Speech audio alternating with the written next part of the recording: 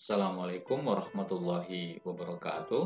Pada kesempatan ini saya akan menjelaskan tentang pengantar filsafat manusia, bahwa filsafat manusia ini atau ada juga yang menyebut dengan filsafat antropologi, ya, atau antropologi filsafat, yang merupakan bagian yang integral dari sistem filsafat yang secara spesifik mempelajari tentang apa sih hakikat dan esensi manusia. Jadi sebagai sebuah bagian dari sistem filsafat, secara metode ia memiliki kedudukan yang kurang lebih sama dengan filsafat lain atau cabang filsafat lain seperti etika, kosmologi, epistemologi, ya, logika, ya, sehingga semua cabang filsafat tersebut pada dasarnya berorientasi pada manusia atau human oriented. Mempelajari filsafat manusia itu adalah suatu hal yang penting, ya, bagi kita bisa menelaah secara kritis, ya, dan mendalam tentang hakikat dan esensi kita sebagai manusia. Sebagai sebuah disiplin dalam dunia filsafat, sebelum mempelajari filsafat manusia tentu kita ingin tahu juga, ya, bagaimana sih mendefinisikan manusia. Ya, manusia itu ada yang menyebut dengan istilah Homo erectus, ya, makhluk yang berdiri tegak, Homo mechanicus, ya, makhluk yang canggih. Manusia adalah disebut juga animal rational, manusia yang berakal, makhluk yang berakal. Homo symbolicum, makhluk yang mengerti dan memahami simbol, ya. Dan masih banyak lagi untuk sebutan, ya, menjelaskan bagaimana itu manusia. Filsafat manusia itu sendiri, sebagaimana yang sudah saya singgung di atas, menjadi penting untuk kita pelajari karena objek filsafat manusia tentu sama dengan filsafat pada umumnya, ada objek formal dan objek material, ya. Objek material misalnya adalah apa yang diselidiki, apa yang dituju, ya, sasaran yang diselidiki. Sedangkan objek formalnya adalah sudut pandang, ya. Kemudian dalam menyelidiki objek material serta metode yang digunakan. Dari pengertian di atas, maka objek material filsafat manusia ialah manusia. Sedangkan objek formalnya adalah inti hakikat manusia. Jadi manusia secara keseluruhan dan manusia yang utuh. Hubungan filsafat manusia dengan ilmu lain. Dalam filsafat manusia ini tentu dia tidak berdiri sendiri, tetapi ia memiliki hubungan dengan sosiologi, psikologi, teologi, sejarah, dan masih banyak ilmu-ilmu lainnya. Kenapa? Karena pada dasarnya ilmu itu tidaklah berdiri sendiri. Bagaimana pola pemikiran filsafat manusia? Paling tidak ada 3 pola pemikiran filsafat manusia. Manusia banyak memiliki dimensi sehingga dia tidak bisa dijelaskan dari satu segi saja.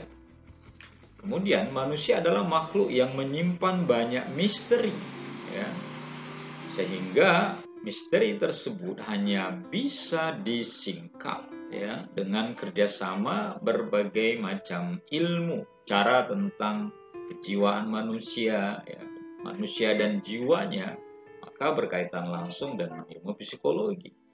Manusia dan kehidupan sosialnya, maka bersentuhan langsung dengan sosiologi. Lalu sejauh ini beberapa pola pemikiran tentang manusia jelas merupakan kerjasama yang harmonis antara berbagai macam ilmu. Kemudian manfaat filsafat manusia. Yang pertama, pada umumnya filsafat itu memberikan manfaat bahwa ia menjadikan manusia lebih sadar akan dirinya, akan kelemahan dan keterbatasannya. Lalu keterbatasannya itu membuat manusia menjadi kreatif. Manusia tidak bisa terbang karena tidak memiliki sayap. Kemudian yang kedua, filsafat manusia menumbuhkan sikap toleran, ya, pada dasarnya dengan selalu mempertanyakan keyakinan akan kebenaran suatu teori. Dan kalaupun ada perbedaan pandangan terhadap satu teori, manusia harus bisa memahami itu. Artinya kita bisa memaklumi bahwa orang berbeda dengan kita, orang berbeda keyakinan, orang berbeda dengan konsep, orang berbeda dalam mazhab. Itu adalah sesuatu yang real sesungguhnya, nyata, dan harus kita tumbuhkan rasa toleransi di dalamnya.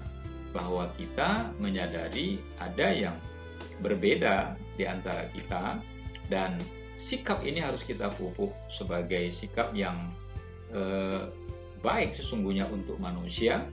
Betapa kita memiliki perbedaan-perbedaan, dan perbedaan-perbedaan itulah sesungguhnya yang harus kita sikapi dengan sikap saling menghormati.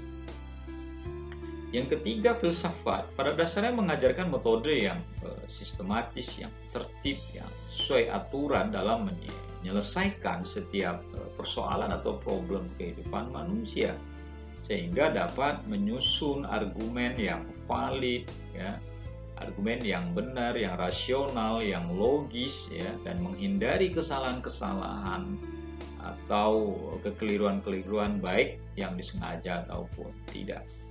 Yang keempat, filsafat membuat kita menjadi konsisten.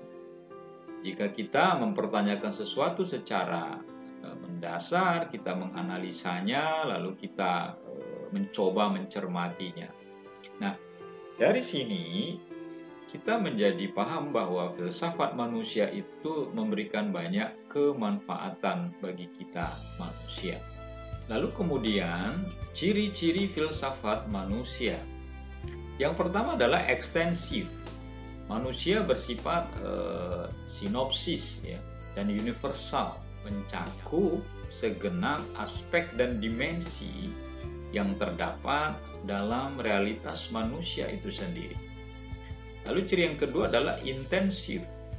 Filsafat manusia penjelasannya bersifat mendasar, mencoba menggali secara mendalam, ya, hakikat atau inti atau esensi, ya, struktur dasar, ya, yang melandasi segenap kenyataan terhadap manusia. Lalu yang ketiga ciri filsafat manusia yaitu kritis. Mengkritisi apa saja baik langsung ataupun tidak yang berhubungan dengan pemahaman tentang manusia sebagai pribadi atau inti dari diri manusia itu. Nah, inilah tiga ciri filsafat manusia. Kemudian ada paling tidak dua metode yang digunakan dalam filsafat manusia. Yang pertama itu sintesis, yang sintesakan pengalaman dan pengetahuan dalam satu visi. Misalnya kita bicara tentang roh, ya, kita bicara tentang kehendak, kita bicara tentang keyakinan sebuah agama yang kita pelajari.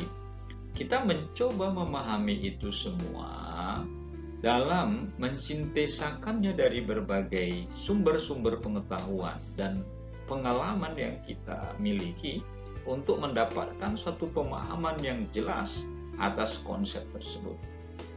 Begitu juga refleksi, mempertanyakan segala sesuatu hal serta proses-proses yang mendasari pemahaman tersebut pada gejala-gejala yang ada dan kejadian manusia yang direnungkan atau difikirkan oleh manusia. Assalamualaikum warahmatullahi wabarakatuh.